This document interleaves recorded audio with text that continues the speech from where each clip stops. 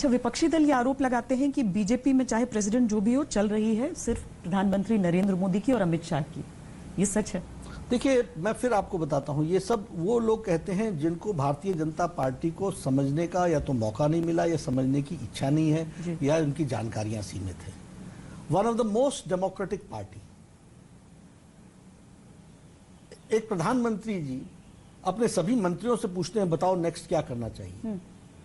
हमारे प्रधानमंत्री जी और हमारे बाकी सब लोग आगे क्या क्या रास्ता लेना चाहिए, सबकी चर्चाएं होने के बाद किसी निर्णय पर पहुंचते हैं। इतने बड़ा डेमोक्रेसी, सबसे चर्चा होती है? हाँ, निश्चित रूप से सबसे चर्चा होती है, सबसे पूछा जाता है। अभी यहाँ पर मैं लगभग 7 मंत्रियों के साथ बैठ चुका हूँ। हाँ। और अभी कल के अंदर लगभग 21 मंत्रियों के साथ कहा तो ऐसे जाता है जो 21 ministers are going to sit day after tomorrow with me. जी, जो प्राइम मिनिस्टर जो डिसाइड करते हैं उनकी अपनी कैबिनेट को नहीं पता होता, ऐसे आरोप लगाए जाते हैं? नहीं, ये सब बिल्कुल इस तरीके के आरोप इसलिए लगाए जाते हैं क्योंकि जिन लोगों को दूर हैं उनको इस तरह का आभास होता होगा। बट हमारी पार्टी और हमारी सरकार बिल्कुल डेमोक्रेटिक सिस्टम से चलती है और सबके विचार लेकर के चलती है, सबको समावेश करके चलती है। मैं आपको बता रहा हूँ कि अभी 14 मिनिस्टर्स के साथ हमारी मीटिंग हो गई। अभी 21 अगर मिनिस्टर्स के साथ 3 ग्रुप्स में हम बैठेंगे। हम उनके साथ कुछ एजेंडा उनको जिन पर हमको चर्चा करनी है वो हम उनको देंगे, उनके साथ चर्चा होगी, उसका फीडबैक होगा। यह फीडबैक हम पार्टी पार्लियामेंट्री बोर्ड के लोगों से डिस्कस करेंगे, प्रधानमंत्री से डिस्कस करेंगे, उन तक हम पहुंचाएंगे। ये this is an internal process which goes on. पूरी लोकतांत्रिक व्यवस्था बिल्कुल। और हम इसी लोकतांत्रिक व्यवस्था से निकल करके आए हुए लोग हैं, हमें इसमें कोई कंफ्यूजन नहीं। मतलब आप एक अध्यक्ष के तौर पर आप अपने कार्यकर्ताओं के सुझाव भी सुनते हैं जब उनसे मुलाकात? उनसे ही सुनते हैं, उनसे ही लेते हैं।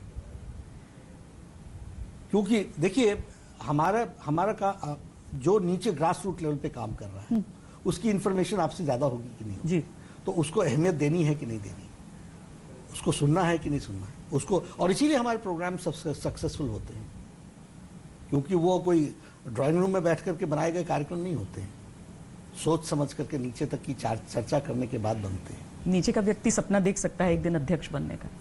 मैं खुद हूं ना, मैंने तो कभी नहीं सोचा था। और मेरे परिवार का भी कोई पॉलिटिकल बैकग्राउंड नहीं था, मैं तो एक एकेडमिक फैमिली से आता हूं।